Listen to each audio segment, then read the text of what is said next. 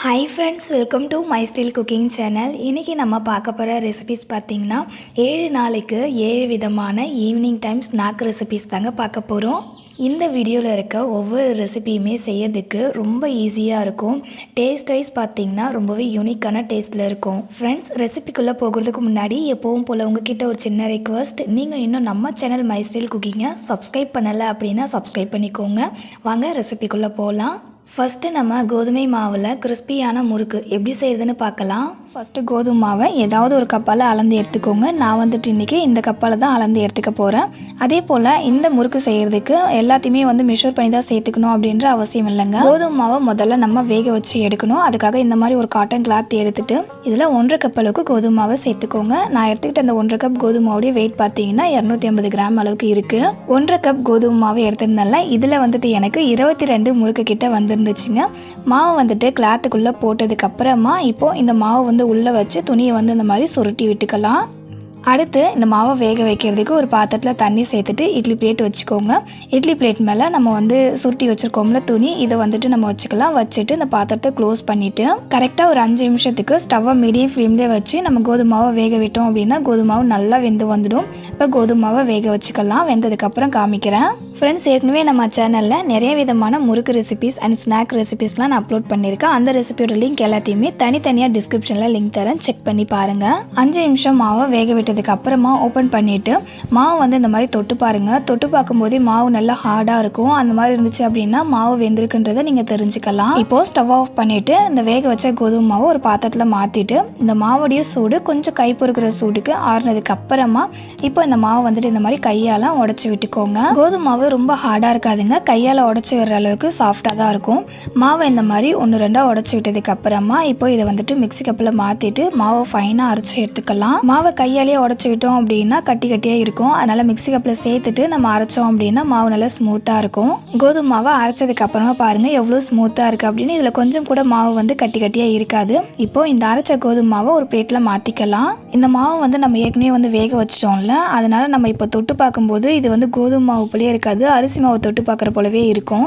இந்த மாவு கூட 1/2 டேபிள் ஸ்பூன் அளவுக்கு உப்பு, 1/4 டேபிள் ஸ்பூன் அளவுக்கு கார மிளகாத்தூள் சேர்த்துக்கோங்க. கூடவே 3/4 டேபிள் ஸ்பூன் அளவுக்கு கருப்பு எள்ளு சேர்த்துக்கலாம். கருப்பு எள்ளுக்கு பதிலாக நீங்கள் வெள்ளை எள்ளு, ஓமம் அப்படின்னா ஜீரகம் கூட சேர்த்துக்கலாம். அடுத்து 1/4 டேபிள் ஸ்பூன் அளவுக்கு பெருங்காயத்தூள் சேர்த்துக்கோங்க. லாஸ்ட்டாக இதில் 2 டேபிள் ஸ்பூன் அளவுக்கு எண்ணெய் சேர்த்துட்டு மாவை நல்லா மிக்ஸ் பண்ணி விட்டுக்கலாம். மாவு கூட நம்ம சேர்த்துக்கிட்ட எல்லா இன்க்ரீடியண்ட்டும் மாவு கூட நல்லா மிக்ஸ் ஆகிற அளவுக்கு மிக்ஸ் பண்ணி விட்டுக்கோங்க. இப்போ பாருங்கள், மாவை மிக்ஸ் பண்ணி விட்டதுக்கு அப்புறமா மாவை கையில் எடுத்து இந்த மாதிரி பிடிச்சி பார்த்தோம் அப்படின்னா பிடிக்கிறதுக்கு ஒரு ஷேப் வரணும். அதே போல் உதிர்த்து விட்டோம் அப்படின்னாலும் நல்லா சாஃப்டாக உதிர்த்து பாருங்கள். இந்த அளவுக்கு இருக்கணும் மாவுடைய கன்சிஸ்டன்சி. இப்போ இந்த மாவு கூட கொஞ்சம் கொஞ்சமாக தண்ணி சேர்த்து எப்போவுமே நம்ம முறுக்கு மாவு பிசைவோம்ல, அதே மாதிரி நல்லா சாஃப்டாக அந்த மாவை பிசைஞ்சிக்கோங்க. எடுத்த உடனே எல்லா தண்ணியுமே சேர்த்து முறுக்கு மாவை பிசைஞ்சிடாமல் கொஞ்சம் கொஞ்சமாக சேர்த்து பிசைஞ்சு விட்டீங்க அப்படின்னா மாவு கரெக்டாக கன்சிஸ்டன்சியில் பிசைஞ்சிக்கலாம். மாவை தண்ணி ஊற்றி பிசைஞ்சதுக்கு அப்புறமா காமிக்கிறேன் பாருங்க. மாவு நல்லா சாஃப்டாக இருக்கு. மாவு மேலே விரல வச்சேன் அப்படின்னா அப்படியே உள்ள போகுது பாருங்க. இந்த அளவுக்கு நல்லா சாஃப்டாக பிசைஞ்சிக்கணும். இந்த பிசைஞ்ச மாவுலேருந்து கொஞ்சமாக மாவு எடுத்து நான் பிச்சு காமிக்கிறேன் பாருங்கள்.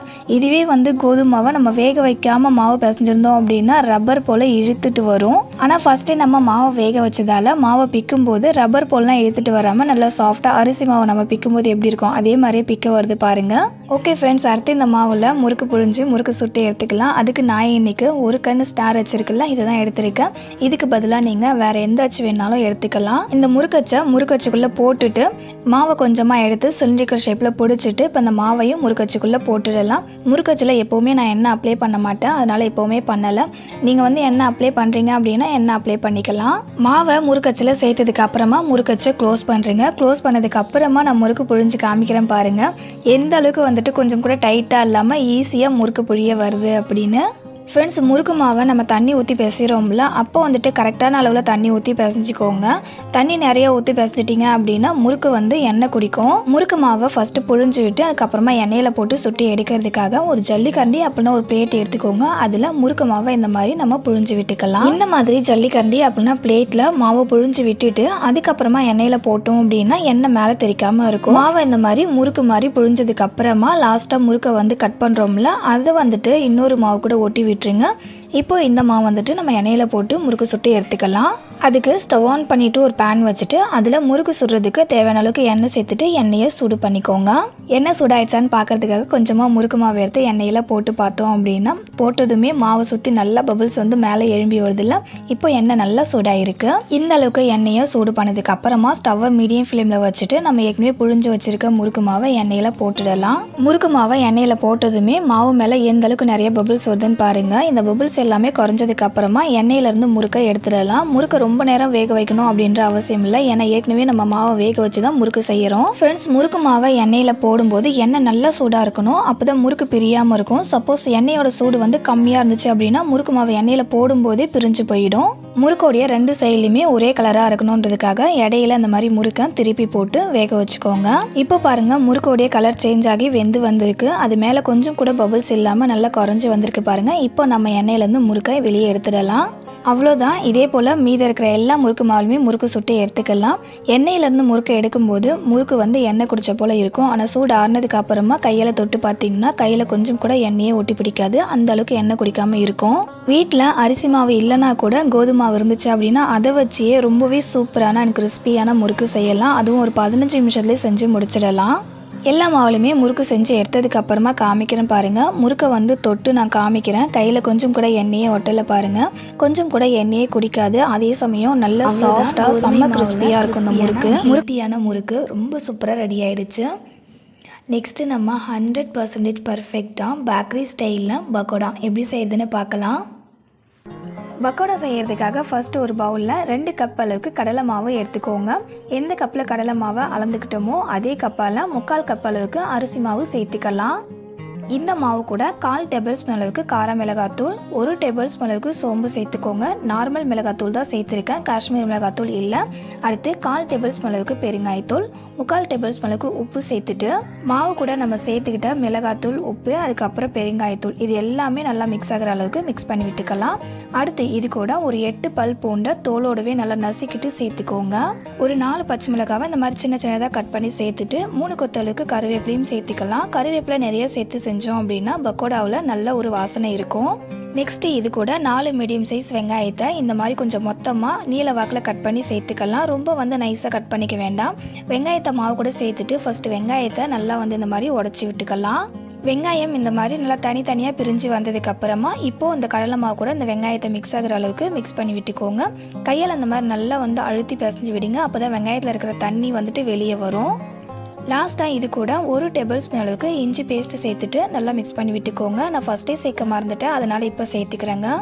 நம்ம எடுத்துக்கிற கடலை மாவுக்கு கரெக்டான அளவில் அரிசி மாவு எடுத்துக்கிட்டோம் அப்படின்னா பேக்கரியில் வாங்குவோம்ல அதே மாதிரி வீட்டில் பக்கோடா ரொம்ப ஈஸியாக செஞ்சிடலாம். கடலை மாவையும் வெங்காயத்தையும் நல்லா பசஞ்சு விட்டதுக்கு அப்புறமா பாருங்கள், வெங்காயத்துலேருந்து ஓரளவுக்கு தான் தண்ணி வந்து வெளியே வந்திருக்கு. இப்போ இந்த மாவில் வந்து தண்ணி பத்தாது, அதனால் கையில் கொஞ்சமாக அந்த மாதிரி தண்ணி சேர்த்துட்டு மாவில் தெளிச்சு விட்டு மாவை பசஞ்சிக்கலாம்.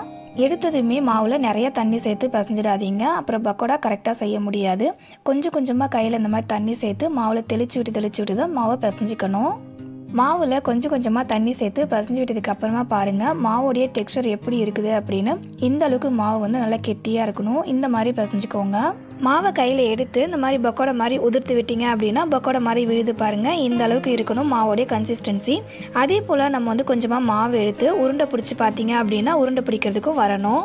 இதுதான் பக்கோடா மாவுக்கான கரெக்டான கன்சிஸ்டன்சி. இந்த மாதிரி நீங்கள் ஒரு முறை பக்கோடா செஞ்சு பாருங்கள். கரெக்டாக நீங்கள் பேக்கரியில் வாங்குற போலவே அதே மாதிரி வீட்லேயுமே ரொம்ப சூப்பராக வரும். அடுத்து பக்கோடா பொரிச்சு எடுக்கிறதுக்கு ஸ்டவ் ஆன் பண்ணிவிட்டு ஒரு வானல் வச்சுட்டு வானலில் பக்கோடா பொரிக்கிறதுக்கு தேவையான அளவுக்கு எண்ணெய் சேர்த்துட்டு எண்ணெயை சூடு பண்ணிக்கலாம். எண்ணெய் சூடாயிடுச்சான்னு பார்க்குறதுக்காக கொஞ்சமாக பக்கோடா மாவு எடுத்து எண்ணெயில் போட்டிங்க அப்படின்னா பக்கோடா மாவை எண்ணெயில் போட்டதுமே அந்த மாவை சுற்றி நல்லா பபுள்ஸ் வந்து மேலே எழும்பி வருது பாருங்கள். இந்த அளவுக்கு எண்ணெய் வந்து சூடாகி இருக்கணும். இந்த அளவுக்கு எண்ணெயை சூடு பண்ணிவிட்டு ஸ்டவ்வை மீடியம் ஃப்ளேமில் வச்சுக்கோங்க. அடுத்து நம்ம ரெடி பண்ணி வச்சுருக்க பக்கோடா மாவை எடுத்து இந்த மாதிரி கட்டை விரலால் மாவை கட் பண்ணி விட்டீங்க அப்படின்னாலவே பக்கோடா ஷேப்க்கு அந்த மாவு எண்ணெயில் விழுந்துடும். மாவை எண்ணெயில் சேர்த்த உடனே வந்து மாவை திருப்பி விடக்கூடாது. ஒரு 3-4 நிமிஷத்துக்கு அப்படியே அந்த பக்கோடா மாவு வந்து எண்ணெயில் வேக விட்டுடலாம். அதுக்கப்புறமா நம்ம அந்த பக்கோடா மாவு வந்துட்டு திருப்பி போட்டுடலாம். பக்கோடா மாவை எண்ணெயில் பொரிச்சு எடுக்கும்போது ஸ்டவ்வை வந்துட்டு மீடியம் ஃப்ளேமில் வச்சு பொரிச்சிங்க அப்படின்னா பக்கோடா வந்து நல்லா வெந்து வரும். ஹை ஃப்ளேமில் வச்சு பொரிச்சிங்க அப்படின்னா வெளியே மட்டும் கலர் சேஞ்ச் ஆகிடும், பக்கோடா வேகாமல் அப்படியே இருக்கும். அதனால் ஸ்டவ்வை மீடியம் ஃப்ளேம்லேயே வச்சுட்டு பக்கோடாவை பொரிச்சு எடுத்துக்கலாம். 3 to 4 மினிட்ஸ்க்கு அப்புறமா பாருங்கள், பக்கோடா மாவை எண்ணெயில் சேர்க்கும் போது அந்த மாவு சுற்றி எவ்வளோ பபுள்ஸ் இருந்துச்சு. ஆனால் இப்போ வந்துட்டு ஓரளவுக்கு அந்த பபுள்ஸ்லாம் குறைஞ்சி வந்திருக்கு. இப்போ பக்கோடா மாவை திருப்பி போட்டு வேக வச்சுக்கலாம். பக்கோடா வெந்திருக்கான்னு எப்படி தெரிஞ்சுக்கிறது அப்படின்னா, பக்கோடா வெந்ததுக்கு அப்புறமா இந்த மாவை சுற்றி பபுள்ஸ் இருக்குல்ல, அந்த பபுள்ஸ்லாம் கொஞ்சம் கூட இருக்காது. அப்போ நீங்கள் தெரிஞ்சுக்கலாம் பக்கோடா வெந்திருக்கு அப்படின்னு. இப்போ பக்கோடாவுடைய கலரையும் அதோடைய டெக்ஸ்டரையும் பாருங்கள், எந்த அளவுக்கு பர்ஃபெக்டாக அப்படியே நம்ம பேக்கரியில் வாங்குற போலவே பக்கோடாவுடைய டெக்ஸ்டர் இருக்குது அப்படின்னு. இதோடைய கலர் இன்னுமே நல்லா சேஞ்ச் ஆகி வேகட்டும், அதுக்கப்புறமா நம்ம எண்ணெயிலேருந்து எடுத்துக்கலாம். இப்போ பாருங்கள் பக்கோடாவுடைய கலர் எந்த அளவுக்கு நல்லா சூப்பராக சேஞ்ச் ஆகி வந்திருக்கு அப்படின்னு. இப்போ இந்த பக்கோடாவை எண்ணெயிலேருந்து எடுத்துடலாம். எண்ணெயிலேருந்து எடுக்கும் போதே உங்களுக்கு தெரியும் எந்த அளவுக்கு கரெக்டான ஒரு டெக்ஸ்டர் அண்ட் கலரில் அந்த பக்கோடா இருக்குது அப்படின்னு. அதே போல் பக்கோடாவை எண்ணெயிலேருந்து எடுத்ததுமே அந்த அளவுக்கு பக்கோடா கிறிஸ்பியாக இருக்கும். பக்கோடாவை நான் லைட்டாக ஷேக் பண்ணி காமிக்கிறேன் பாருங்க, அதுலேருந்து வர சவுண்ட்லேயே உங்களுக்கு தெரியும் எந்த அளவுக்கு நல்லா கிறிஸ்பியாக இருக்குது அப்படின்னு. ஃப்ரெண்ட்ஸ், ஏற்கனவே நம்ம சேனலில் பருப்பு வடை, மெது வடை, அதுக்கப்புறம் பஜ்ஜி, இது எல்லாமே பர்ஃபெக்டாக செய்கிறதுக்கு நிறைய டிப்ஸோட வீடியோ அப்லோட் பண்ணியிருக்கேன். அந்த ரெசிபியோட லிங்க் எல்லாத்தையுமே டிஸ்கிரிப்ஷனில் தரேன், கண்டிப்பாக செக் பண்ணி பாருங்கள், உங்களுக்கு ரொம்பவே யூஸ்ஃபுல்லாக இருக்கும். இப்போ நான் சொன்னது போலவே மீதம் இருக்கிற எல்லா மாவுலையுமே இதே மாதிரி பக்கோடா செஞ்சு எடுத்துக்கோங்க. பக்கோடா செஞ்சதுக்கப்புறமா லாஸ்ட்டாக இந்த எண்ணெயிலேயே கொஞ்சமாக கருவேப்பிலை சேர்த்து வறுத்து எடுத்துக்கலாம். எல்லா பக்கோடாவுமே செஞ்சதுக்கு அப்புறமா காமிக்கிறேன் பாருங்கள். பக்கோடாவை பிளேட்டில் போடும்போது அதுலேருந்து வர சவுண்டுலேயே உங்களுக்கு தெரியும் எந்த அளவுக்கு பக்கோடா நல்லா மொறுமொறுப்பாக இருக்குது அப்படின்னு. ஈவினிங்கில் டீ அண்ட் காஃபி கூட இந்த மாதிரி பக்கோடா செஞ்சு கொடுங்க, இன்னுமே ரொம்ப ஸ்பெஷலான ஈவினிங்காக இருக்கும். கண்டிப்பாக ட்ரை பண்ணி பாருங்கள். ட்ரை பண்ணி பார்த்துட்டு உங்களுடைய ஃபீட்பேக்கை மறக்காமல் என் கூட ஷேர் பண்ணிக்கோங்க. நெக்ஸ்ட்டு நம்ம கொஞ்சம் கூட எண்ணெயை குடிக்காமல் மொறுமொறுன்னு காரா பூந்தி எப்படி செய்யுதுன்னு பார்க்கலாம். காரா பூந்தி செய்யறதுக்கு ஃபஸ்ட்டு ஒரு பவுலில் 2 கப் அளவுக்கு கடலை மாவு, 1/4 கப் அளவுக்கு வறுத்த பச்சரிசி மாவு சேர்த்துக்கோங்க. அடுத்து இது கூட 1/4 டேபிள் ஸ்பூன் அளவுக்கு பெருங்காயத்தூள், 1/4 டேபிள் ஸ்பூன் அளவுக்கு மஞ்சத்தூள் சேர்த்துக்கோங்க. கூடவே ஒரு 1/2 டேபிள் ஸ்பூன் அளவுக்கு கார மிளகாத்தூள் சேர்த்துக்கலாம். 1 டேபிள் ஸ்பூன் அளவுக்கு உப்பு சேர்த்துக்கோங்க. 1/4 டேபிள் ஸ்பூன் அளவுக்கு பேக்கிங் சோடா சேர்த்துட்டு இப்போ இந்த மாவை நல்லா மிக்ஸ் பண்ணி விட்டுக்கலாம். தண்ணி சேர்த்துக்க வேண்டாம். ஃபர்ஸ்ட் இது எல்லாமே நல்லா ஒன்றோட ஒன்று மிக்ஸ் ஆகிற அளவுக்கு மிக்ஸ் பண்ணிக்கோங்க. காரா பூந்தி செஞ்சதுக்கு அப்புறமும் நம்ம உப்பு மிளகாத்தூளும் சேர்ப்போம், அதனால இந்த மாவில் வந்துட்டு பாதி அளவுக்கு உப்பு மிளகாத்தூள் சேர்த்துக்கோங்க. மாவு கூட நம்ம சேர்த்துக்கிட்டோம் உப்பு மிளகாத்தூள் இது எல்லாமே மாவு கூட நல்லா ஒன்றா மிக்ஸ் ஆகி வந்ததுக்கு அப்புறமா இந்த மாவு கூட கொஞ்சம் கொஞ்சமாக தண்ணி சேர்த்து கரைச்சிக்கலாம். பூந்தி செய்கிறதுக்காக கரைக்கிற இந்த மாவோடைய கன்சிஸ்டன்சி ரொம்ப கெட்டியாக இருக்கக்கூடாது. கட்டியாக இருந்துச்சு அப்படின்னா கரண்டியில் மாவு ஊற்றும் போது மாவு கீழே விழாது. அதே போல் இந்த மாவுடைய கன்சிஸ்டன்சி ரொம்ப தண்ணியாக இருந்துச்சு அப்படின்னாலும் பூந்தி வந்து குண்டு குண்டாக இல்லாமல் தட்டியாக ஆகிடும். அதனால் மாவை கரெக்டான கன்சிஸ்டன்சியில் கரைச்சிக்கணும். மாவை கரைக்கிறதுக்கு இது கூட ஒரேடியாக தண்ணி சேர்த்து கரைச்சி விடாமல் கொஞ்சம் கொஞ்சமாக தண்ணி சேர்த்து கரைச்சி விட்டீங்க அப்படின்னா மாவோடைய அந்த கரெக்டான கன்சிஸ்டன்சி வர்றது நமக்கு கரெக்டாக தெரியும். கடலை மாவை கரைச்சதுக்கு அப்புறமா காமிக்கிறேன் பாருங்கள். கரண்டியில் மாவை எடுத்து கீழே ஊற்றும் போது அந்த மாவு மடிப்பாக விழாமல் மாவில் முழுகிற மாதிரி விழுது பாருங்கள். இந்த அளவுக்கு இருக்கணும் மாவுடைய கன்சிஸ்டன்சி. அவ்வளோதாங்க, பூந்தி செய்யறதுக்கு மாவு ரெடி ஆகிடுச்சு. அடுத்தது பூந்தி பொரிக்கிறதுக்காக ஸ்டவ் ஆன் பண்ணிவிட்டு ஒரு வானல் வச்சுட்டு பூந்தி பொரிக்கிறதுக்கு தேவையான அளவுக்கு எண்ணெயை வானலில் சேர்த்துட்டு எண்ணெயை சூடு பண்ணிக்கோங்க. எண்ணெய் சூடாயிடுச்சான்னு பார்க்கறதுக்காக கொஞ்சமாக அந்த கடலை மாவை எண்ணெயில் இந்த மாதிரி விட்டோம் அப்படின்னா அந்த மாவு எண்ணெயில் போட்டதுமே மேலே எழும்பி வருது பாருங்கள். இந்த அளவுக்கு எண்ணெய் நல்லா சூடாகி இருக்கணும். பூந்தி மாவை ஊற்றுறதுக்காக இந்த மாதிரி ஜல்லிக்கரண்டியை எடுத்துட்டு ஒரு கரண்டி அளவுக்கு கடலை மாவை ஜல்லிக்கரண்டி மேலே ஊற்றிட்டு லைட்டாக கையால் தட்டி விட்டீங்க அப்படின்னா மாவு குண்டு குண்டாக எண்ணெயில் விழும். உங்ககிட்ட பூந்தி தட்டு இருந்துச்சு அப்படின்னா அதில் கூட இதே மாதிரி நீங்கள் செஞ்சுக்கலாம். ஆனால் எல்லாருக்கிட்டையுமே பூந்தி தட்டு இருக்காதில்ல, அதனால் எல்லார் வீட்லேயுமே இருக்கக்கூடிய அந்த ஜல்லிக்கரண்டியை வச்சு நான் பூந்தி செஞ்சு காமிச்சிருக்கேன். ஜல்லிக்கரண்டியில் சேர்த்துட்டு ஒரு கரண்டி மாவு எல்லாமே எண்ணெயில் பூந்தியாக விழுந்ததுக்கு அப்புறமா இன்னும் ஒரு கரண்டி அளவுக்கு மாவு ஜல்லிக்கரண்டியில் சேர்த்துட்டு பூந்தியாக விழ விட்டுருங்க. மொத்தமாக ஒரு ஜல்லிக்கரண்டியில் 2 கரண்டி அளவுக்கு மாவு சேர்த்து நம்ம பூந்தி செஞ்சோம் அப்படின்னா பூந்தி எல்லாமே ஈவனாக ஒரே கலரில் வெந்து வரும். பூந்தியை இப்போ பார்க்கும்போது உங்களுக்கு தெரியும் அதில் எந்த அளவுக்கு நிறைய பபுள்ஸ் இருக்குது அப்படின்னு. இந்த பபுள்ஸ் எல்லாமே குறைஞ்சி வரணும், அது வரைக்கும் பூந்தி அந்த மாதிரி மிக்ஸ் பண்ணி விட்டு குக் பண்ணிக்கலாம். நம்ம இன்னைக்கு காரா பூந்தி செய்கிறோம், அதனால் பூந்தி நல்லா முறுமுறுவாக ஆகிற வரைக்கும் பூந்தியை குக் பண்ணிக்கணும். ஃப்ரெண்ட்ஸ், ஏற்கனவே நம்ம சேனலில் பேக்கரி ஸ்டைலில் பூந்தி லட்டு எப்படி செய்யணுன்ற ரெசிபி நான் அப்லோட் பண்ணியிருக்கேன். அந்த ரெசிபியை பார்க்காம நீங்கள் மிஸ் பண்ணியிருந்தீங்க அப்படின்னா டிஸ்கிரிப்ஷனில் லிங்க் தரேன், கண்டிப்பாக செக் பண்ணி பாருங்கள். அந்த ரெசிபியும் உங்களுக்கு ரொம்பவே யூஸ்ஃபுல்லாக இருக்கும். இப்போ பாருங்கள், பூந்தியில் இருந்த பபுள்ஸ் எல்லாமே குறைஞ்சி பூந்தியோட கலர் லைட்டாக சேஞ்ச் ஆகி வந்திருக்கு. இந்த ஸ்டேஜில் நம்ம பூந்தியை எண்ணெயிலேருந்து எடுத்துட்டு இதை ஒரு பிளேட்டில் மாற்றிக்கலாம். பூந்தியோட கலர் ரொம்ப சேஞ்ச் ஆகணும் அப்படின்ற அவசியம் இல்லை. லைட்டாக கலர் சேஞ்ச் ஆகும்போது எண்ணெயிலேருந்து எடுத்துடுங்க. ஏன்னா எண்ணெயிலேருந்து எடுத்ததுக்கப்புறம் பூந்தியோட கலர் வந்துட்டு இன்னும் கொஞ்சம் டார்க் ஆகும். பூந்தி தட்டையாக இல்லாமல் நல்ல குண்டு குண்டாக முத்து போல் வரதுக்கு மாவுடைய கன்சிஸ்டன்சி எப்படி இருக்கணும்னா நான் வீடியோவில் சொல்லியிருக்க போல் அதே கன்சிஸ்டன்சியில் கரைச்சிக்கோங்க. அதே போல் பூந்தி மாவை எண்ணெயில் சேர்க்கும் போது எண்ணெய் நல்லா சூடாக இருக்கணும். அப்போ தான் பூந்தி நல்லா குண்டு குண்டாக வரும். முக்கியமாக பூந்தி வந்து எண்ணெய் குடிக்காமலும் இருக்கும். லாஸ்ட்டாக ஒரு டிப்ஸுங்க, ஜல்லிக்கரண்டியில் ஃபஸ்ட்டு நம்ம மாவு ஊற்றினோம்ல அதே கரண்டியிலே திரும்ப நம்ம ரெண்டாவது பூந்தி பொரித்தோம் அப்படின்னா பூந்தி வந்து குண்டு குண்டாக இல்லாமல் நீட்டாக இருக்கிற போல் இருக்கும். லாஸ்ட்டாக ஒரு டிப்ஸுங்க, ஃபஸ்ட்டு பேட்ச் பூந்தியை பொரிச்சதுக்கப்புறமா ரெண்டாவது பேட்ச் பொரிக்கிறதுக்காக நம்ம ஜல்லிக்கரண்டியில் மாவு ஊற்றுவோம்ல அப்போ அந்த ஜல்லிக்கரண்டியில் கடலை மாவு கொஞ்சம் கூட இருக்கக்கூடாது. நல்லா வாஷ் பண்ணிவிட்டு ஒரு காட்டன் கிளாத் வச்சு ஈரம் இல்லாமல் தொடச்சிடுங்க. இந்த மாதிரி ஜல்லிக்கரண்டியை நல்லா க்ளீன் பண்ணிவிட்டு அதுக்கப்புறமா கடலை மாவை ஜல்லிக்கரண்டியில் ஊற்றிட்டு கரண்டியால் இந்த மாதிரி தீத்தி விட்டாலும் சரி, அப்படின்னா கையாலேயே வந்துட்டு ஜல்லிக்கரண்டியை தட்டி விட்டாலும் சரி, பூந்தி வந்து நல்லா குண்டு குண்டா எண்ணெயில் கீழே விழும்.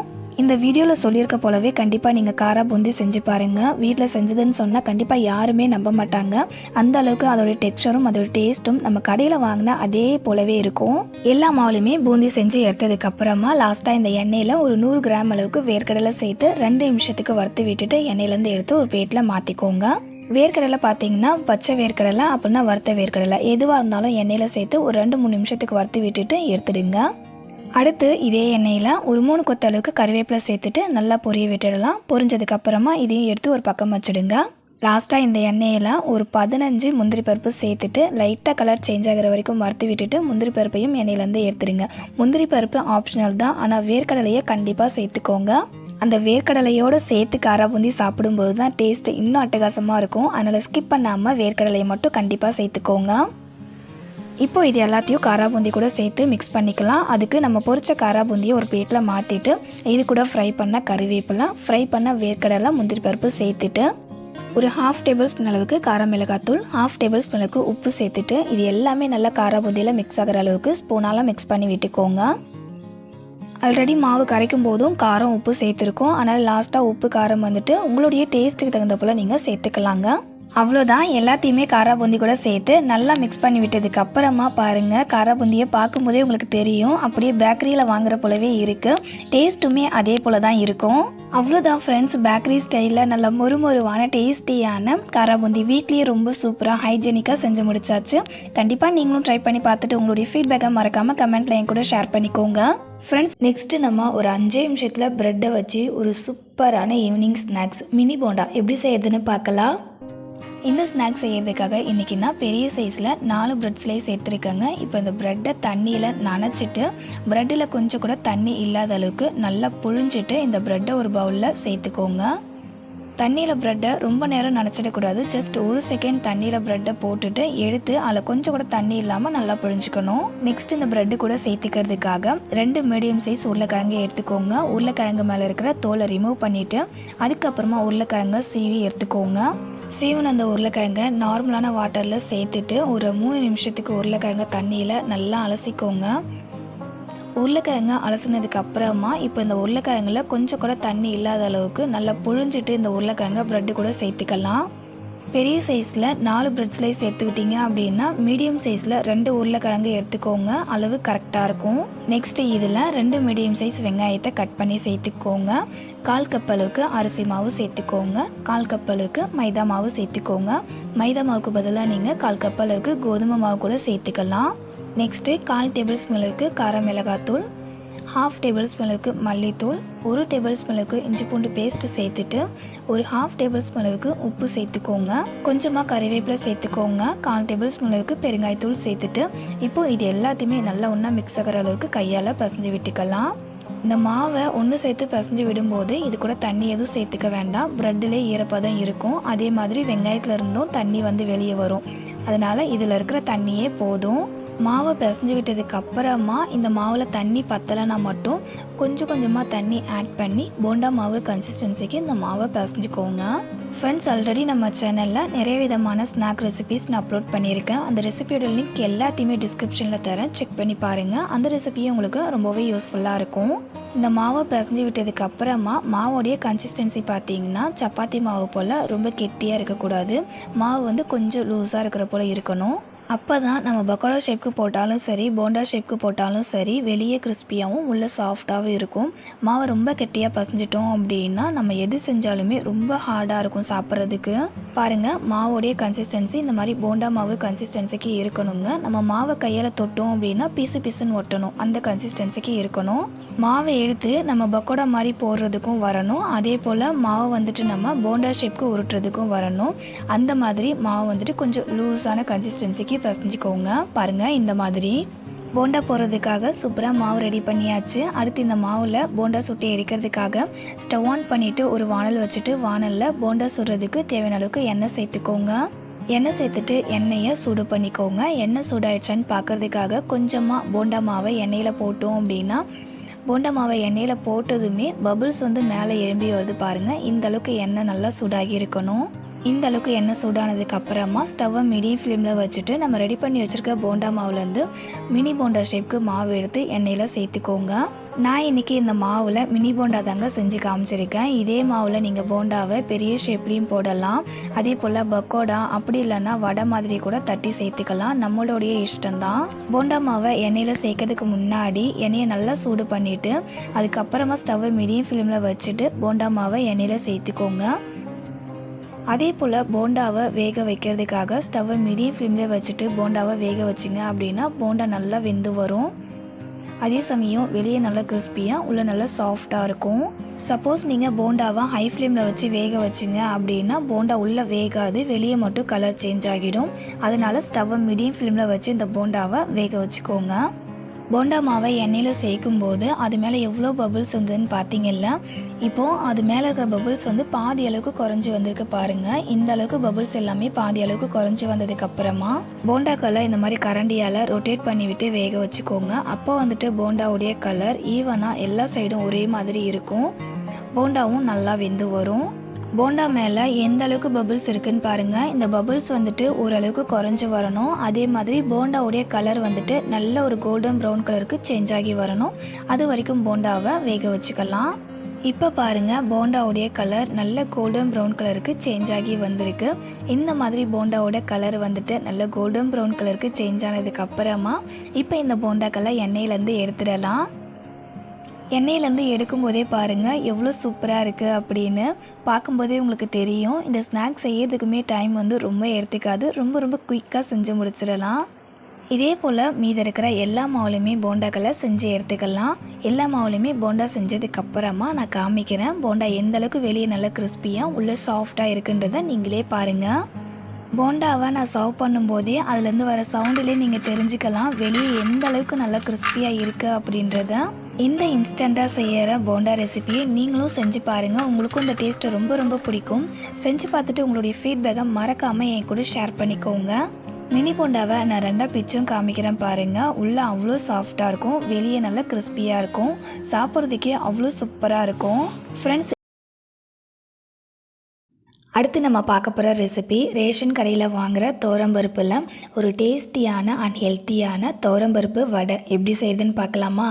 இப்போ வடை செய்கிறதுக்கு ஒரு பவுலில் 2 கிளாஸ் அளவுக்கு துவரம்பருப்பு சேர்த்துக்கோங்க. நான் இன்றைக்கி ரேஷன் துவரம்பருப்பு தான் எடுத்திருக்கேன். இதுக்கு பதிலாக நீங்கள் கடையில் வாங்கின துவரம்பருப்பாக இருந்தாலும் தாராளமாக எடுத்துக்கலாம். இந்த துவரம்பருப்பை கழுவுறதுக்காக துவரம்பருப்பு கூட தண்ணி சேர்த்துட்டு தண்ணியோட கலர் நல்லா கிளியராக தெரிகிற வரைக்கும் துவரம்பருப்பை நல்லா க்ளீனாக வாஷ் பண்ணி எடுத்துக்கலாங்க. ரேஷன் துவரம்பருப்பு எடுத்துக்கிறீங்க அப்படின்னா அந்த துவரம்பருப்பில் வந்து கல், கோதுமை, அதுக்கப்புறம் அரிசிலாம் மிக்ஸ் ஆகி இருக்கும்ல, அது எல்லாத்தையுமே ரிமூவ் பண்ணிவிட்டு அதுக்கப்புறமா துவரம்பருப்பை தண்ணியில் வாஷ் பண்ணிக்கோங்க. துவரம்பருப்பை நல்லா கழுவுனதுக்கு அப்புறமா இது ஊறதுக்கு தேவையான அளவுக்கு தண்ணி சேர்த்துட்டு இந்த துவரம்பருப்பை ஒரு 3/4 மணி நேரம் ஊற வச்சுக்கலாம். கரெக்டாக துவரம்பருப்பை ஒரு 3/4 மணி நேரத்துக்கு மட்டும் ஊற வச்சுக்கோங்க. அதிகமான நேரம் ஊற வச்சிட்டிங்க அப்படின்னா துவரம்பருப்பில் தண்ணி சுற்றிக்கும். அதுக்கப்புறம் வடைக்கு மாவு அரைக்கும் போது மாவு தண்ணியாக இருக்கும், கெட்டியாக இருக்காது. இப்போ பாருங்கள், ஒரு 3/4 மணி நேரம் ஊற விட்டதுக்கு அப்புறமா துவரம்பருப்பு நல்லா ஊறி வந்திருக்கும். இப்போ இந்த துவரம்பருப்பில் இருக்கிற தண்ணியை வடிகட்டிட்டு துவரம்பருப்பை மட்டும் ஒரு மிக்ஸி கப்பில் மாற்றிக்கலாம். நம்ம ஊற வச்ச துவரம்பருப்புலேருந்து பாதி அளவுக்கு துவரம்பருப்பை மட்டும் மிக்ஸி கப்பில் மாற்றிட்டு இதில் தண்ணி எதுவும் சேர்த்துக்காமல் மிக்ஸி கப்பை க்ளோஸ் பண்ணிவிட்டு இந்த துவரம்பருப்பை கொரப்பாக அரைச்சிக்கோங்க. எப்போவுமே வடைக்கு நம்ம பருப்பு அரைக்கும் போது கொஞ்சமாக சேர்த்து நம்ம அரைச்சோம் அப்படின்னா பருப்பு வந்துட்டு முழுசாக அரைப்படாமல் இந்த மாதிரி நல்லா கொரப்பாக அரைப்படுறதுக்கு ஈஸியாக இருக்கும். வீடியோவில் பார்க்குற போல் துவரம்பருப்பை இந்த மாதிரி கொரப்பான கன்சிஸ்டன்சிக்கு அரைச்சிக்கோங்க.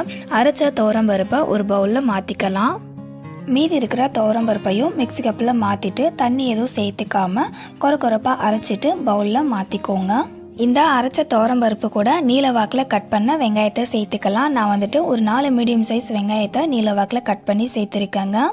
கூடவே இந்த வடைக்கு காரத்துக்காக ஒரு 4-5 பச்சை மிளகாவை சின்ன சின்னதாக கட் பண்ணி சேர்த்துட்டு ஒரு 4 கொத்தளவுக்கு கறிவேப்பிலையும் சேர்த்துக்கலாம். ஒரு 10 பல்லு பூண்டை இந்த மாதிரி தோலோடவே நசுக்கிட்டு சேர்த்துக்கோங்க. அடுத்தது 1 டேபிள் ஸ்பூன் அளவுக்கு பெருஞ்சீரகத்தை கையால் அந்த மாதிரி க்ரஷ் பண்ணிவிட்டு அதுக்கப்புறமா வடை மாவு கூட சேர்த்துக்கலாம். இந்த வடை மாவு கூட சேர்த்துக்கிட்ட கறிவேப்பிலை, பூண்டு, பெருஞ்சீரகம் இது எல்லாமே வடைக்கு நல்ல ஒரு ஃப்ளேவர் கொடுக்கும். அதனால மிஸ் பண்ணாமல் சேர்த்துக்கோங்க. ஒரு 1/4 டேபிள் ஸ்பூன் அளவுக்கு பெருங்காயத்தூள் சேர்த்துக்கோங்க. 3/4 டேபிள் ஸ்பூன் அளவுக்கு உப்பு சேர்த்துக்கலாம். சேர்த்துட்டு 1 டேபிள் ஸ்பூன் அளவுக்கு இஞ்சி பேஸ்ட் வந்து சேர்த்துக்கோங்க. இஞ்சி பூண்டு பேஸ்ட் கிடையாது, இஞ்சி மட்டும் நல்லா அரைச்சிட்டு சேர்த்துக்கோங்க. இந்த வடை நல்லா மொறுமொறுப்பாக இருக்கிறதுக்காக 3 டேபிள் ஸ்பூன் அளவுக்கு வறுத்த பச்சரிசி மாவு சேர்த்துக்கோங்க. பச்சரிசி மாவு இல்லை அப்படின்னா 3 டேபிள் ஸ்பூன் அளவுக்கு கோதுமை மாவு கூட சேர்த்துக்கலாம். வடை மாவு கூட எல்லா இன்க்ரீடியண்ட்டையும் சேர்த்ததுக்கு அப்புறமா இப்போ இந்த வெங்காயத்தை இந்த மாதிரி கையால் உதிர்த்து விட்டுட்டு அதுக்கப்புறமா இந்த மாவு கூட நல்லா மிக்ஸ் ஆகிற அளவுக்கு மிக்ஸ் பண்ணி விட்டுக்கோங்க. துவரம்பருப்பை அதிக நேரம் நம்ம ஊற விட்டுட்டோம் அப்படின்னா பருப்பில் நீர் கோத்துக்கிட்டு நம்ம வடை மாவு அரைக்கும் போது மாவு தண்ணியாக இருக்கும்.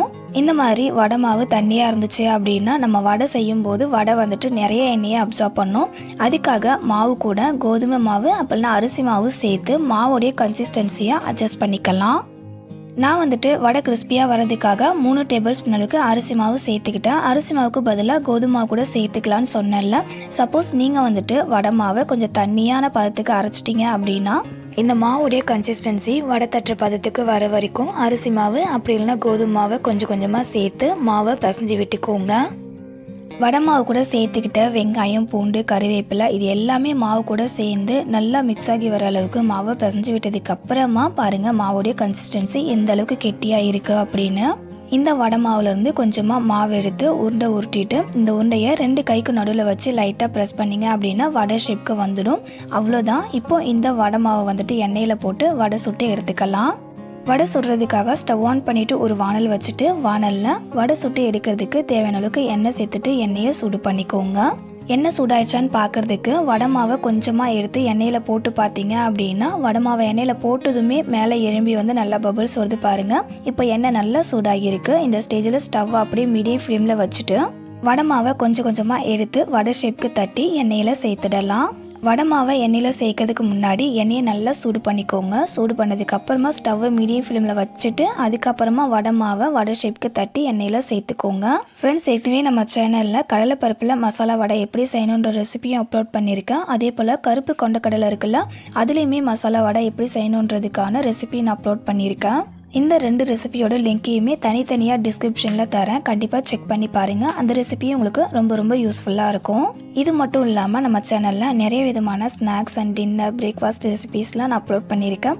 அந்த ரெசிபியோட லிங்கையுமே டிஸ்கிரிப்ஷனில் தரேன். கண்டிப்பாக செக் பண்ணி பாருங்கள். வடை மாவை வடை ஷேப்க்கு தட்டி எண்ணெயில் சேர்த்ததுக்கு அப்புறமா பாருங்கள் அந்த மாவை சுற்றி எந்த அளவுக்கு பபிள்ஸ் இருக்குது அப்படின்னு. இந்த பபிள்ஸ் எல்லாமே ஓரளவுக்கு குறைஞ்சி வந்ததுக்கு அப்புறமா வடையை நம்ம திருப்பி போட்டு வேக வச்சுக்கலாம்.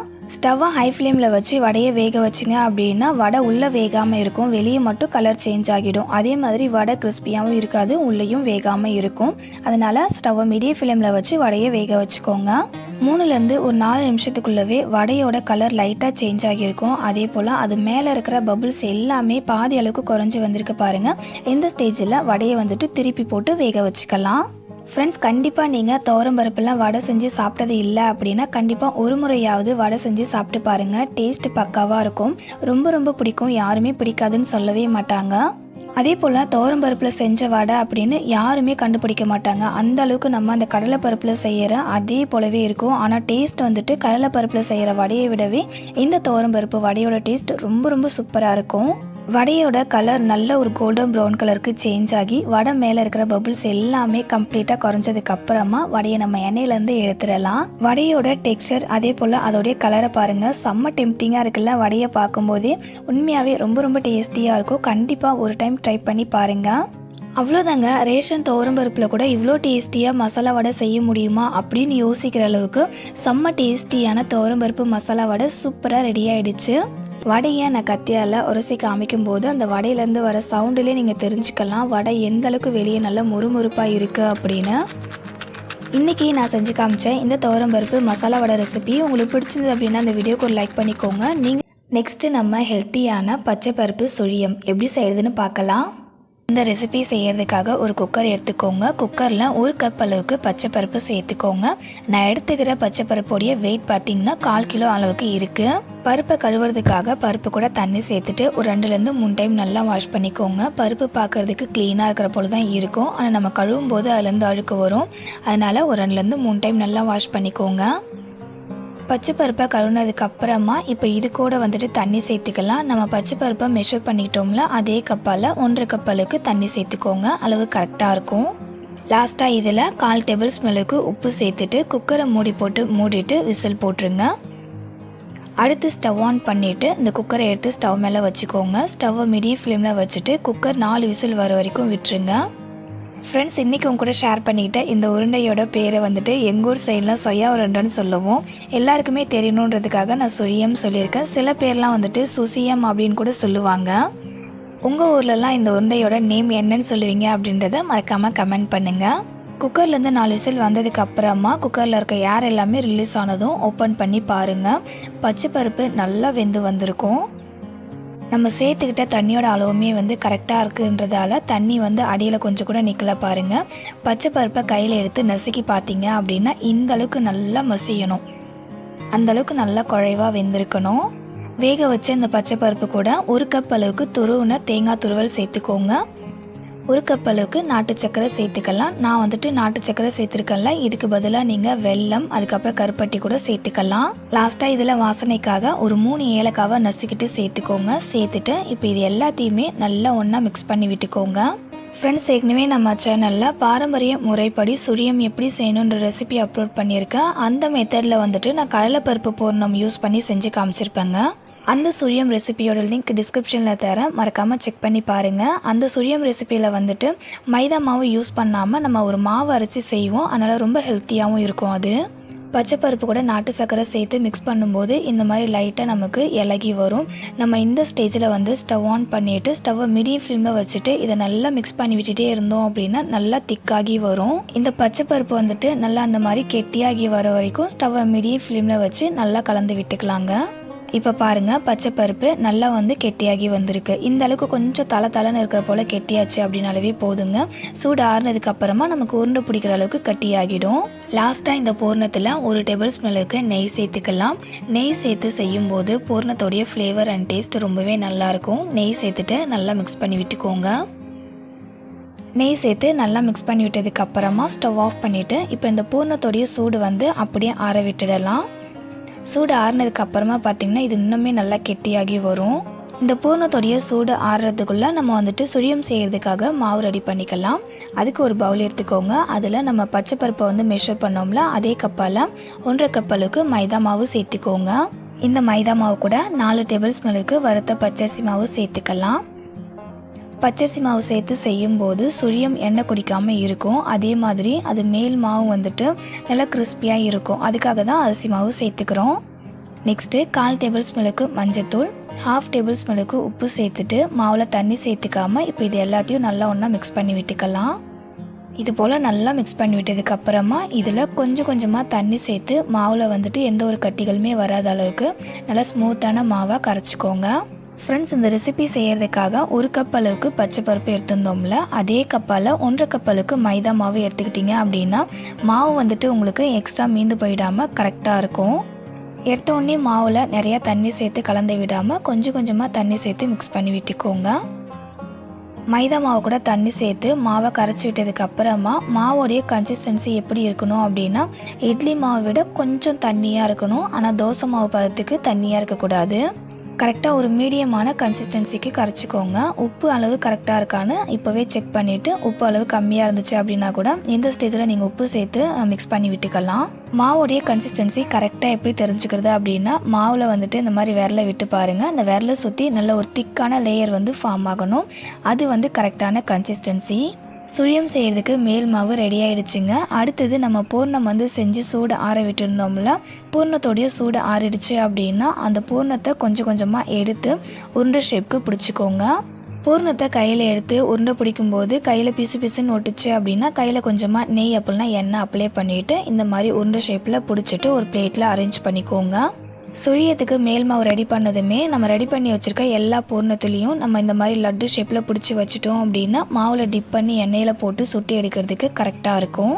பூர்ணத்தை மாவில் போடுறதுக்கு முன்னாடி மாவு வந்துட்டு ஒரு டைம் நல்லா இந்த மாதிரி கலந்து விட்டுருங்க. கலந்து விட்டதுக்கு அப்புறமா நம்ம ரெடி பண்ணி வச்சுருக்க பூர்ண உருண்டைகளை இந்த மாவில் போட்டு டிப் பண்ணி எண்ணெயில் போட்டுடலாம். பாருங்கள், இந்த மாதிரி பூர்ண உருண்டைகளை மாவில் போட்டுட்டு அப்படியே எண்ணெயில் நம்ம போட்டு சுட்டு எடுத்துக்கலாம். சுழியம் சுட்டி எடுக்கிறதுக்காக ஸ்டவ் ஆன் பண்ணிவிட்டு ஒரு வானல் வச்சுக்கோங்க. வானலில் சுழியம் சுட்டி எடுக்கிறதுக்கு தேவையான அளவுக்கு எண்ணெய் சேர்த்துட்டு எண்ணெயை சூடு பண்ணிக்கலாம்.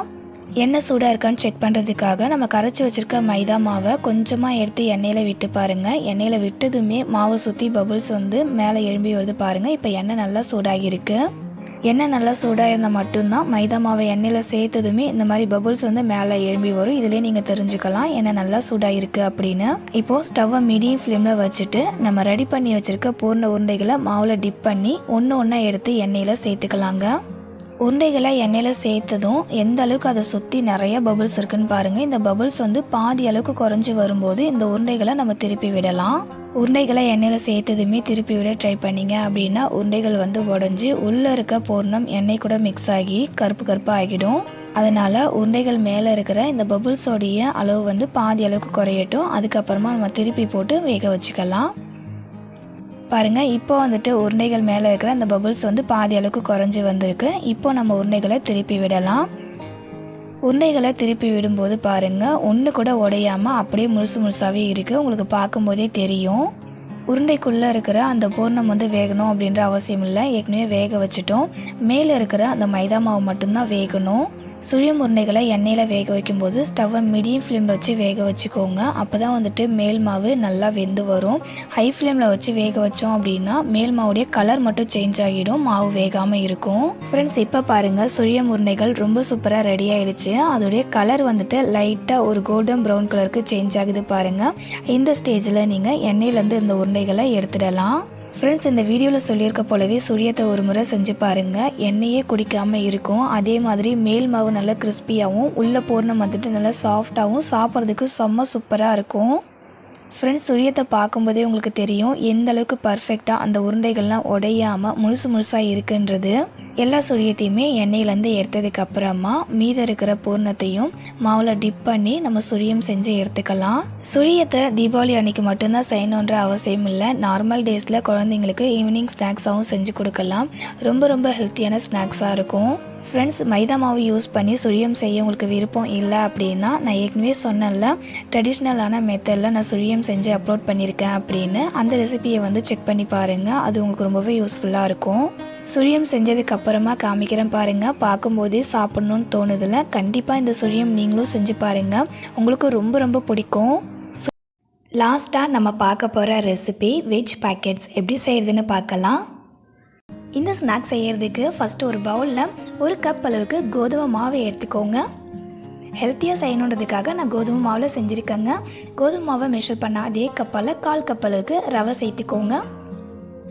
அடுத்து டேஸ்ட்டுக்கு தகுந்த போல் உப்பு சேர்த்துக்கலாம். நான் வந்துட்டு ஒரு 1/2 டேபிள் ஸ்பூன் அளவுக்கு உப்பு சேர்த்துருக்கேன். சேர்த்துட்டு கோதுமை மாவு, ரவை, உப்பு இது 3மே நல்லா மிக்ஸ் ஆகிற அளவுக்கு மிக்ஸ் பண்ணி விட்டுக்கலாம்.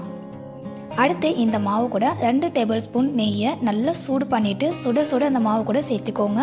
சேர்த்துட்டு நெய் மாவு கூட நல்லா கலந்து வர அளவுக்கு மிக்ஸ் பண்ணி விட்டுக்கலாம். நெய் இந்த மாதிரி நல்லா சூடு பண்ணி சேர்த்துக்கிறதால இந்த வெஜ் பாக்கெட்ஸை எண்ணெயில் போட்டு பொரித்து எடுக்கும்போது எண்ணெய் குடிக்காமல் இருக்கும். அதே போல் மேலே வந்து நல்ல மொறுமொறுப்பாக இருக்கும். வீடியோவில் காமிக்கிற மாதிரி இந்த மாதிரி மாவை நல்லா வந்து அழுத்தி விட்டு பசந்து விட்டுக்கோங்க. அப்போ வந்து ஈவனாக நெய் எல்லா மாவுலையுமே நல்லா மிக்ஸ் ஆகி வரும். நெய் சேர்த்து மாவை நல்லா மிக்ஸ் பண்ணி விட்டதுக்கு அப்புறமா அடுத்து இந்த மாவில் கொஞ்சமாக தண்ணி சேர்த்து மாவை சப்பாத்தி மாவு பதத்துக்கு நல்லா சாஃப்டாக பசஞ்சிக்கலாம். எடுத்த உடனே மாவில் நிறையா தண்ணி சேர்த்து பசஞ்சிக்க வேணாம். கொஞ்சமாக தண்ணி சேர்த்து மாவை சப்பாத்தி மாவு போல் நல்லா சாஃப்டாக பசஞ்சிக்கணும். இப்போ பாருங்கள், மாவு நல்லா சாஃப்டாக பசஞ்சாச்சு.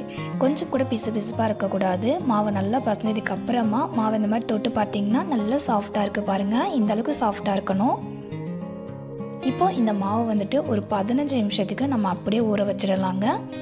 மாவை மூடிட்டு அப்படியே வச்சிடுங்க. அடுத்தது உள்ளே வந்து வைக்கிறதுக்காக நம்ம ஸ்டஃபிங் ரெடி பண்ணிக்கலாம். ஸ்டஃபிங் செய்கிறதுக்காக ஸ்டவ் ஆன் பண்ணிவிட்டு ஒரு பேன் வச்சுட்டு பேனில் 2 டேபிள் ஸ்பூன் எண்ணெய் சேர்த்துக்கோங்க.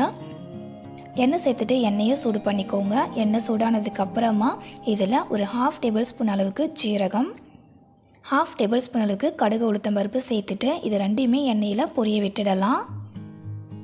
இந்த மாதிரி கடுகு ஜீரகம் பொரிஞ்சு வந்ததுக்கப்புறமா இதில் 1 டேபிள் ஸ்பூன் அளவுக்கு பொடியாக கட் பண்ண இஞ்சி சேர்த்துக்கோங்க. கூடவே ஒரு பச்சை மிளகாவை பொடியாக கட் பண்ணி சேர்த்துட்டு இஞ்சியோட பச்சை வாசனை போகிற வரைக்கும் வதக்கி விட்டுக்கலாம்.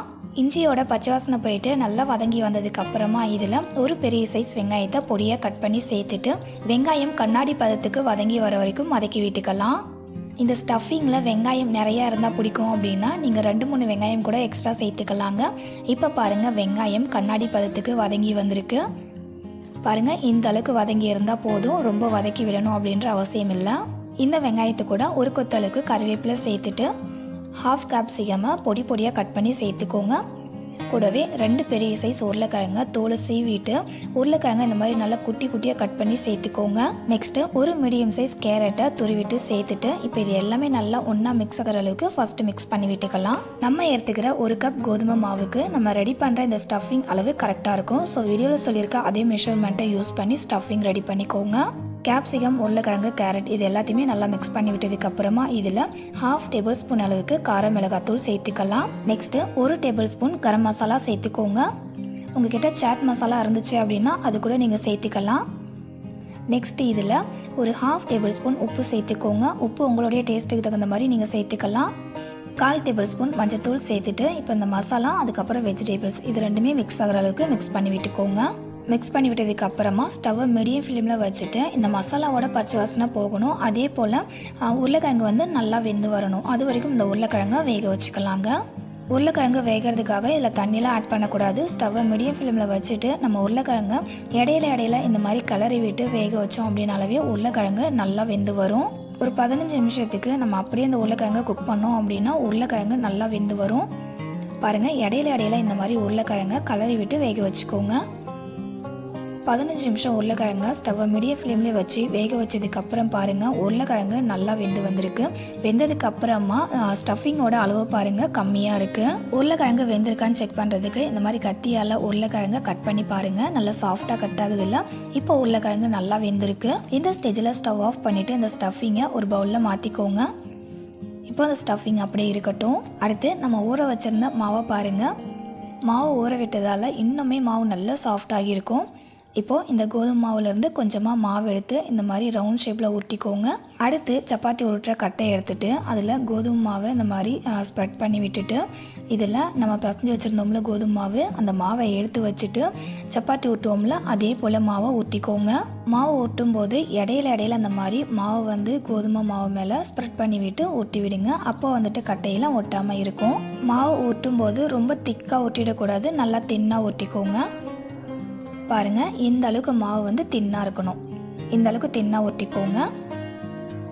இப்போது இந்த மாவு வந்து ரவுண்ட் ஷேப்பில் கட் பண்ணி எடுக்கிறதுக்காக ஏதாவது ஒரு கப்பு மூடி எடுத்துட்டு அந்த கப்பு மூடியை மாவு மேலே வச்சு இந்த மாதிரி லைட்டாக ப்ரெஸ் பண்ணிங்கன்னா ரவுண்ட் ஷேப்புக்கு மாவு கட் ஆகிடும். இந்த மாதிரி மாவை கட் பண்ணதுக்கு அப்புறமா எக்ஸஸாக இருக்கிற மாவை வந்து எடுத்து வச்சுக்கோங்க. இந்த மாவை எடுத்து போட்டுறக்கூடாது. இந்த மாவுலையுமே நம்ம வந்துட்டு மாவை உருட்டி வெஜ் பாக்கெட்ஸ் வந்து செய்யலாம்.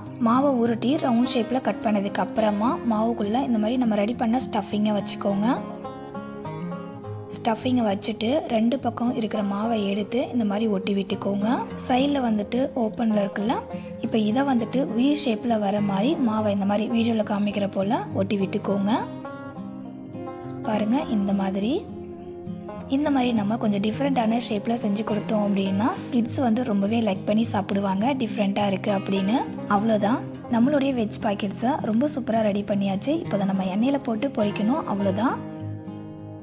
இதே போல் மீதி இருக்கிற கோதுமாவை உருட்டி ரவுண்ட் ஷேப்பில் கட் பண்ணி உள்ள ஸ்டஃபிங்கை வச்சு இந்த ஷேப்பில் மடித்து விட்டுக்கோங்க. நம்ம ரெடி பண்ணி வச்சுக்க வெஜ் பாக்கெட்ஸை ஒரு பிளேட்டில் வச்சிடலாம். இது அப்படியே இருக்கட்டும். நெக்ஸ்ட் ஒரு பவுல் எடுத்துக்கோங்க. அதில் 3 டேபிள் ஸ்பூன் கோதுமை மாவு சேர்த்துக்கோங்க. கோதுமை மாவுக்கு பதிலாக நீங்கள் கார்ன்ஃப்ளவர் அப்படின்னா மைதா மாவு கூட சேர்த்துக்கலாம். மாவில் தண்ணி சேர்த்துட்டு ஒரு 1/4 டேபிள் ஸ்பூன் உப்பு சேர்த்துட்டு இந்த மாவை கட்டி எதுவும் இல்லாமல் நல்லா ஸ்மூத்தாக கரைச்சி எடுத்துக்கோங்க. மாவு வந்து ரொம்ப கெட்டியாக இருக்கக்கூடாது, கொஞ்சம் தண்ணியாக இருக்கணும். பாருங்கள், இந்த மாதிரி மாவு கட்டி இல்லாமல் நல்லா ஸ்மூத்தாக கொஞ்சம் தண்ணியை கரைச்சி எடுத்துக்கோங்க. அடுத்து ஒரு பிளேட்டில் பிரெட் க்ரம்ஸ் ரெடி பண்ணி வச்சுக்கோங்க. பிரெட் க்ரம்ஸ் எப்படி ரெடி பண்ணுறது அப்படின்னா, ப்ரெட்டை வந்து எடுத்துட்டு அது சைடில் டார்க்காக இருக்கும்ல, அதை கட் பண்ணிவிட்டு ப்ரெட்டை நல்லா ஃபைனாக அரைச்சிட்டு ப்ரெட்டில் இருக்கிற ஈரப்பதம் போகிற வரைக்கும் நல்லா ஃப்ரை பண்ணிங்க அப்படின்னா பிரெட் க்ரம்ஸ் ரெடி ஆகிடும். நெக்ஸ்ட்டு நம்ம ரெடி பண்ண வெஜ் பேக்கெட்ஸ் இருக்குல்ல, அதை வந்துட்டு நம்ம கரைச்சி வச்சுருக்க கோதுமை மாவில் போட்டுட்டு அந்த கோதுமை மாவில் வெஜ் பேக்கெட்ஸ் நல்லா முங்குற அளவுக்கு இந்த மாதிரி வந்து டிப் பண்ணி விட்டுக்கோங்க.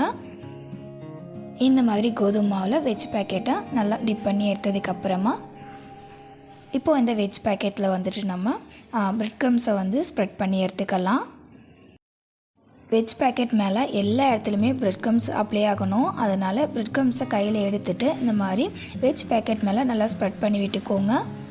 வெஜ் பேக்கெட்டை ரெடி பண்ணிவிட்டு கோதுமை மாவில் டிப் பண்ணி அதுக்கப்புறமா இந்த பிரெட் க்ரம்ஸில் பரட்டி எடுத்து நம்ம எண்ணெயில் போட்டு பொரித்து எடுத்து சாப்பிட்டோம் அப்படின்னா டேஸ்ட் ரொம்ப நல்லாயிருக்கும். அதே போல் நல்லா கிறிஸ்பியாக இருக்கும். இதே போல் நம்ம ரெடி பண்ணி வச்சுருக்க எல்லா வெஜ் பேக்கெட்டையுமே வந்துட்டு கோதுமை மாவில் டிப் பண்ணிவிட்டு பிரெட் க்ரம்ஸை நல்லா வந்து மேலே ஸ்ப்ரெட் பண்ணி விட்டுக்கோங்க. இதே போல் பண்ணிவிட்டு எல்லாத்தையுமே பிளேட்டில் அரேஞ்ச் பண்ணி வச்சுக்கோங்க. அவ்வளோதான். இப்போ இதை நம்ம எண்ணெயில் போட்டு பொரிச்சு எடுத்துக்கலாம். நெக்ஸ்ட்டு ஸ்டவ் ஆன் பண்ணிவிட்டு ஒரு வானலில் எண்ணெய் சேர்த்துக்கோங்க. எண்ணெயை சூடு பண்ணிக்கோங்க. எண்ணெய் சூடாயிடுச்சான்னு பார்க்குறதுக்கு கொஞ்சமாக கோதுமை மாவை எடுத்து எண்ணெயில் போடுங்க. போட்டதுமே பபிள்ஸ் வந்து ஒரு 3 மினிட்ஸுக்கு அப்புறம் மேலே எழும்பி வருது பாருங்கள். இந்த அளவுக்கு எண்ணெய் சூடாக இருக்கணும். இப்போது ஸ்டவ்வை மீடியம் ஃப்ளேமில் வச்சுட்டு நம்ம ரெடி பண்ணி வச்சுருக்க வெஜ் பேக்கெட்ஸை எண்ணெயில் சேர்த்துக்கலாம். வெஜ் பேக்கெட்ஸை எண்ணெயில் சேர்க்கும்போது எண்ணெய் வந்துட்டு மீடியமான ஹீட்டில் தான் இருக்கணும். வெஜ் பேக்கெட்ஸை எண்ணெயில் சேர்க்கும்போது பாருங்கள் அதை சுற்றி எவ்வளோ பபிள்ஸ் இருக்குது அப்படின்னு. இந்த பபிள்ஸ் எல்லாமே பாதி அளவுக்கு குறைஞ்சி வரட்டும். அதுக்கப்புறமா இந்த வெஜ் பேக்கெட்ஸை நம்ம வந்து திருப்பி போட்டு வேக வச்சுக்கலாம். அதே போல் வெஜ் பேக்கெட்ஸ் ஒரு பக்கம் வெந்து தானாகவே எண்ணெயிலேருந்து மேலே எழும்பி வரும். அது வரைக்கும் வெஜ் பேக்கெட்ஸை அப்படியே ஒரு பக்கம் வேக வச்சிடலாங்க. இப்போ பாருங்கள் வெஜ் பேக்கெட்ஸ் எல்லாமே ஒரு பக்கம் வெந்து தானாகவே மேலே எழும்பி வந்திருக்கு. அதே போல் வெஜ் பேக்கெட்ஸை சுற்றி அந்த பபுள்ஸ் எல்லாமே பாதி அளவுக்கு குறைஞ்சி வந்திருக்கு பாருங்கள். இந்த ஸ்டேஜில் ஒவ்வொரு வெஜ் பேக்கெட்ஸை நம்ம இந்த மாதிரி திருப்பி விட்டு வேக வச்சுக்கலாம். இடையில வெஜ் பேக்கெட்ஸை இந்த மாதிரி திருப்பி விட்டு வேக வச்சுக்கோங்க. அப்போ வந்து ஈவனாக எல்லா சைடுமே ஒரே கலராக இருக்கும். அதே போல் நல்லா வெந்து வரும். இந்த வெஜ் பேக்கெட்டோடைய கலர் கோல்டன் ப்ரௌன் கலருக்கு சேஞ்ச் ஆகட்டும். அது வரைக்கும் வேக வச்சுக்கோங்க.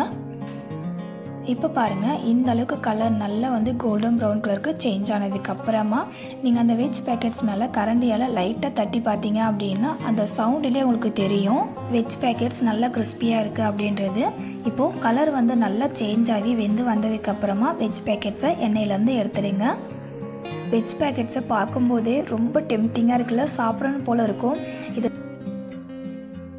ஃப்ரெண்ட்ஸ் கண்டிப்பாக இந்த வெஜ் பேக்கெட்ஸ் ரெசிபியை ட்ரை பண்ணி பார்த்துட்டு உங்களுடைய ஃபீட்பேக்கை மறக்காமல் என் கூட கமெண்ட்டில் ஷேர் பண்ணிக்கோங்க.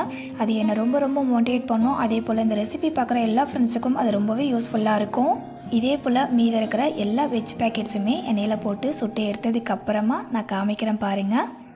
ஃப்ரெண்ட்ஸ் இந்த மாதிரி குழந்தைங்களுக்கு டிஃப்ரெண்ட்டாக ஹெல்த்தியாக செஞ்சு கொடுங்க. குழந்தைங்களும் லைக் பண்ணி சாப்பிடுவாங்க. அவங்க ஹெல்த்தியாக சாப்பிட்டாங்க அப்படின்ற திருப்தியும் நமக்கு இருக்கும். நீங்கள் செய்யும்போது ஒன்று எடுத்து சாப்பிட்டுட்டாங்க அப்படின்னா நீங்கள் செய்ய எல்லாமே காலியாகிடுங்க. அவ்வளோ விருப்பப்பட்டு சாப்பிடுவாங்க எல்லாருமே.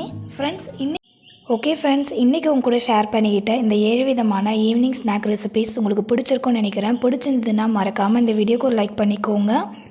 உங்களுடைய ரிலேட்டிவ்ஸ் அண்ட் ஃப்ரெண்ட்ஸுக்கும் ஷேர் பண்ணிக்கோங்க. அவங்களுக்கும் இந்த ரெசிபிஸ் ரொம்பவே யூஸ்ஃபுல்லாக இருக்கும்.